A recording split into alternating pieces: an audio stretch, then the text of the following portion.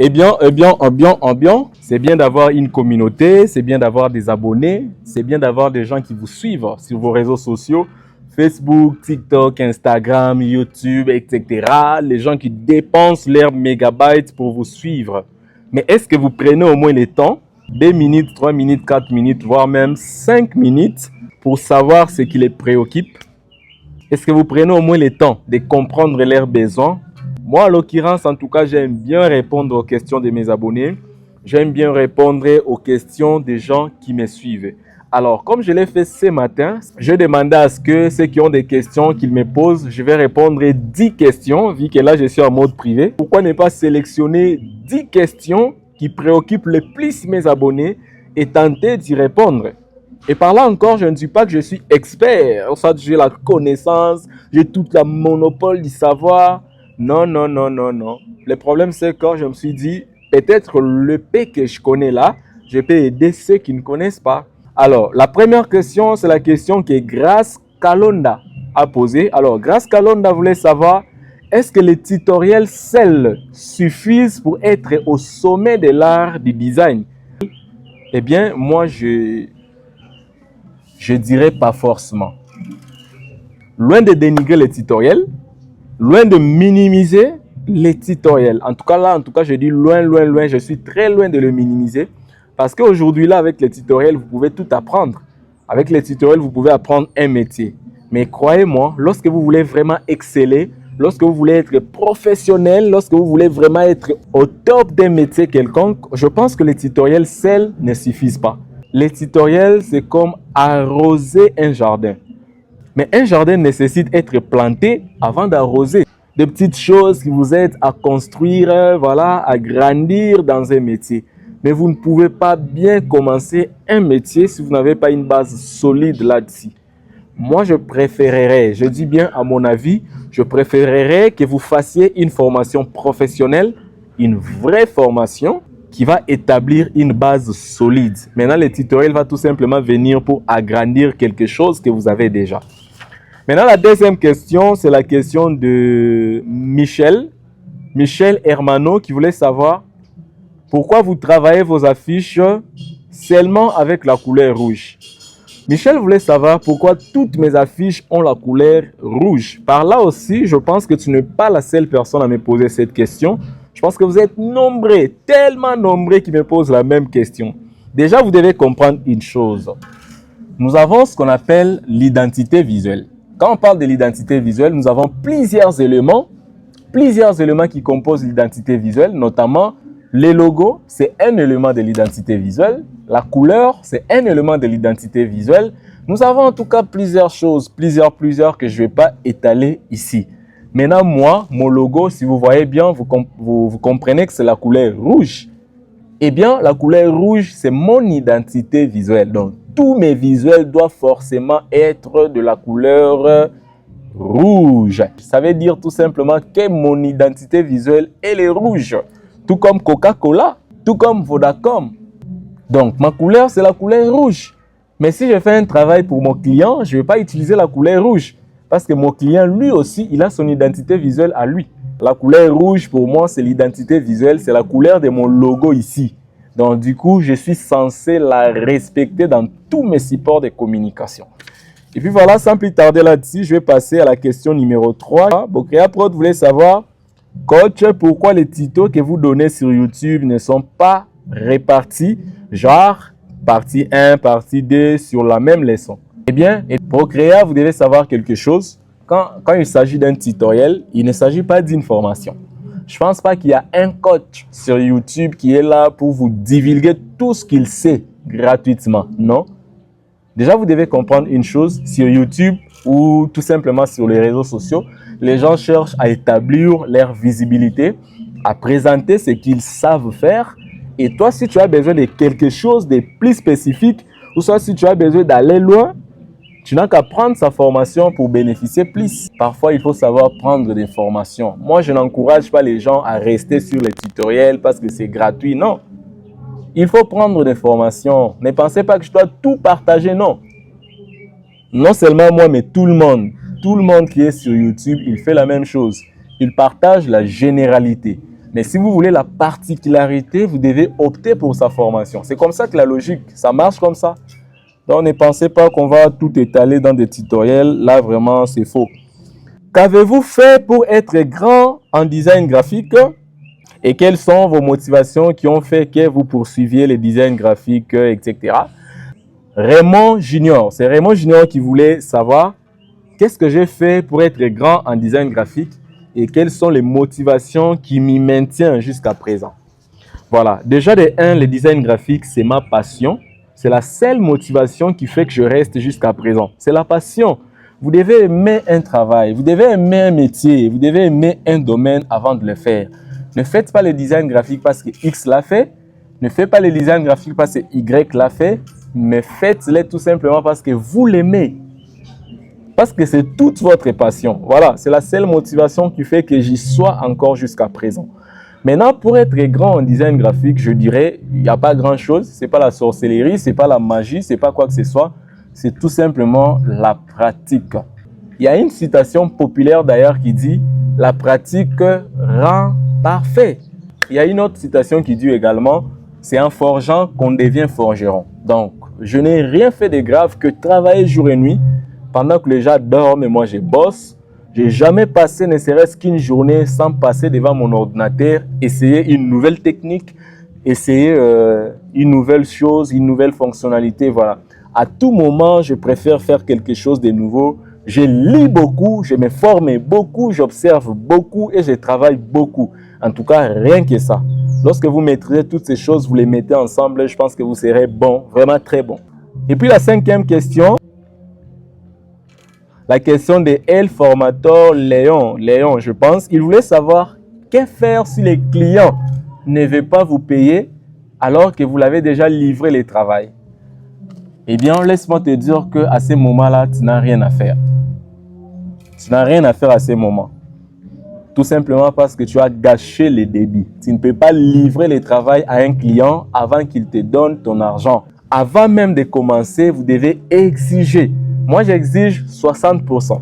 Mais vous, si vous voulez, vous pouvez exiger 70%.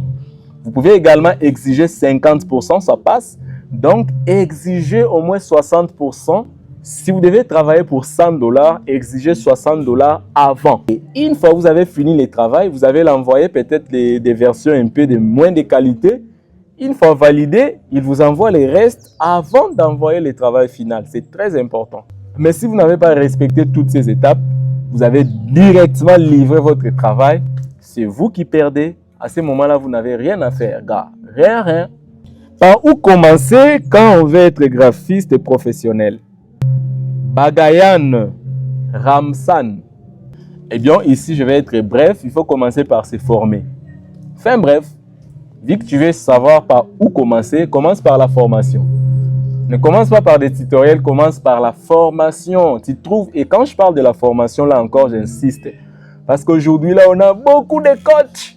C'est tout le monde qui pense être coach en design graphique. Qui vous a dit que parce que vous maîtrisez bien le design graphique, vous serez un bon coach? Qui vous a dit que parce que Lionel Messi c'est un meilleur, Cristiano Ronaldo c'est un meilleur et ils feront forcément un bon coach? C'est faux. Moi je connais Xabi Alonso qui n'a pas été un meilleur joueur mais qui fait un bon coach, un très bon coach même. C'est pas parce que vous êtes bon en design graphique que vous devez nécessairement devenir coach. Et par là encore, faites très attention à qui vous prenez la formation de base. Comment tirer plus d'idées pour un graphiste designer? Là, c'est la question de James officiel. Voulait savoir comment avoir plus d'idées. Bon, je n'ai pas compris plus d'idées. En d'autres termes, je pense qu'il voulait savoir comment avoir de l'inspiration. Voilà. Pour tout ce qui est de l'inspiration, moi, je te dirais premièrement, il faut beaucoup observer. Observer l'environnement, observer la nature, observe tout ce qui est tout autour de toi, personnellement. D'aider, il faut visiter des sites de graphistes designers. Nous en avons pas mal. Nous avons par exemple Behance, Dribbble en français. Nous avons également comme des Pinterest, voilà, etc. Il faut visiter des sites de graphistes designers pour avoir de l'idée. On dit l'art est historique. L'artiste s'inspire toujours de ce qui a été fait pour faire quelque chose qui n'a jamais été. mais tout doit partir sur une base qui a déjà existé. Voilà, c'est un peu ça. La 8e question, je pense que c'est la question de Erika Makaya. C'est une très belle question d'ailleurs. Il veut savoir quelle est votre opinion en rapport avec le design graphique en République démocratique du Congo, tenant compte de l'évolution de la technologie, AI, l'intelligence artificielle. Quel est l'avenir du design graphique? C'est une très belle question. Bon, moi, personnellement, je dirais, l'intelligence artificielle, c'est une nouvelle technologie. Voulu ou pas, étant graphic designer, vous serez obligé. Parce que quand je parle de l'obligation, actuellement, c'est chaque entreprise, que la majorité d'entreprises adhèrent à l'idée d'intégrer l'intelligence artificielle dans leurs fonctionnalités. Aujourd'hui, sur Photoshop, on a l'intelligence artificielle, sur Adobe Illustrator, sur Premiere Pro, presque sur tous les logiciels qui existent, on a l'intelligence artificielle. Donc, étant graphic designer, on n'a pas le choix. Nous sommes forcés à maîtriser l'intelligence artificielle. Donc, on est forcé. L'évolution du design graphique, moi, je pense que le design graphique continuera à exister parce qu'en aucun cas, peu importe combien les intelligences artificielles deviendront plus intelligentes, j'espère que l'homme restera l'homme. Je ne pense pas que ça pourra prendre complètement la place de l'homme. Et c'est toujours l'homme qui les manipulera. Donc, c'était comme ça aussi avant, quand l'informatique était sortie. Et voilà, on n'avait pas l'informatique. L'informatique est arrivée, les gens se sont adaptés à l'informatique. Et voilà, aujourd'hui, l'informatique est devenue indispensable dans tous les domaines de la vie. Et exactement, l'intelligence artificielle, je pense qu'au début, nous l'avons tous contesté. Moi aussi, personnellement. Mais avec le temps, on n'a rien à faire. Hein? On n'a rien à faire pour l'empêcher. On n'a qu'à s'habituer. Donc, l'avenir du design graphique, moi personnellement, je dirais chaque graphic designer doit maîtriser également l'intelligence artificielle. C'est très important. Je pense qu'il y aura un moment où ça sera vraiment indispensable. Alors, si vous n'en avez vraiment pas la maîtrise, ça va être un tout petit peu compliqué. Mais l'avenir du design graphique, je pense que ça va continuer à exister. Hein? Ça va continuer à exister. Mais plus les graphic designers qui auront la maîtrise de l'intelligence artificielle vont beaucoup plus s'en sortir. Voilà, je pense que c'est ça et voilà quoi.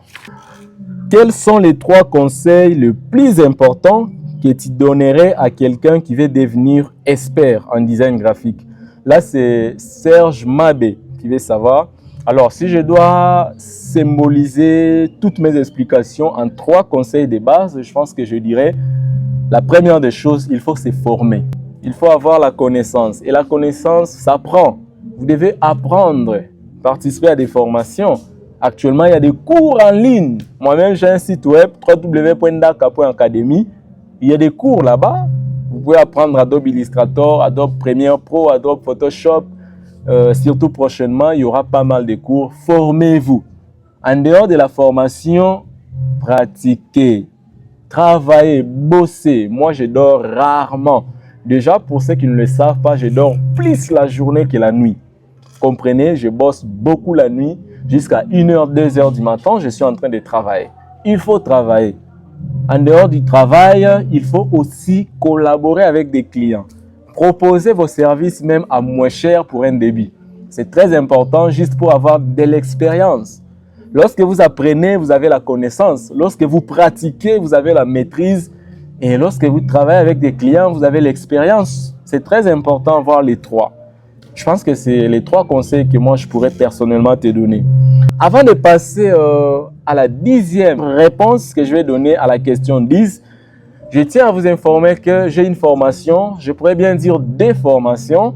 J'ai la formation sur la création des contenus, montage vidéo, Adobe Premiere Pro, le parler en public, le développement personnel, les storytelling, voilà, tout ce qui est création d'une vidéo professionnelle virale pour vos réseaux sociaux, YouTube, Facebook, TikTok, etc.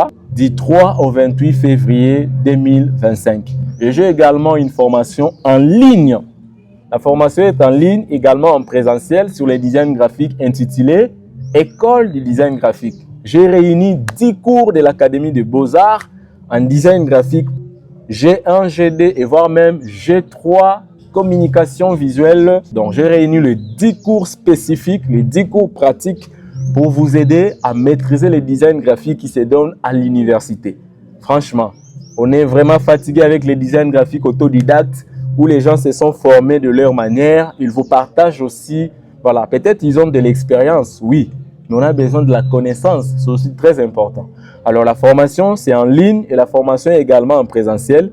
Toutes les informations, je vous laisse sur la description de cette vidéo, soit sur les commentaires, c'est très important. Maintenant, la 10e question, c'est la question d'Amadou Diallo qui voulait savoir quelles sont les règles principales pour réaliser un design professionnel. Je pense d'ailleurs ici, j'ai fait une vidéo sur ça, 7 clés de base pour maîtriser le design graphique étant débutant. D'ailleurs, c'est la vidéo la plus regardée de ma chaîne. Là, il y a pas mal de notions avec des pratiques aussi. Voilà, mais si je dois te donner ça d'une manière vague, je dirais, pour maîtriser le design graphique, la première notion, vous devez maîtriser la composition. En dehors de la composition, c'est la typographie. En dehors de la typographie, nous avons la couleur. En dehors de la couleur, vous avez l'équilibre. Déjà, si vous maîtrisez la composition, la typographie, la couleur, l'équilibre, je pense que les 4 notions-là, vous pouvez déjà arriver à faire quelque chose de base. Mais à part ça, nous avons des petites notions comme la hiérarchie. C'est très important aussi. Voilà, je vous laisse également les liens du tutoriel sur la description de cette vidéo, vous pouvez suivre. Voilà, s'il y a des gens qui viennent à peine de me connaître sur cette vidéo, je suis Platini Ndaka, graphiste, dessinateur, illustrateur, web designer. Je suis coach en design graphique depuis 2017, auteur de plusieurs conceptions graphiques. En tout cas, j'en ai marre de citer. Franchement, je suis fatigué.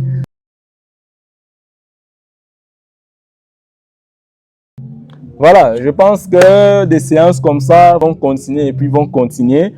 Merci. Ça, c'était l'épisode pour la semaine ici. Alors, restez connectés pour la semaine prochaine pour l'autre édition des questions-réponses. Allez, ciao!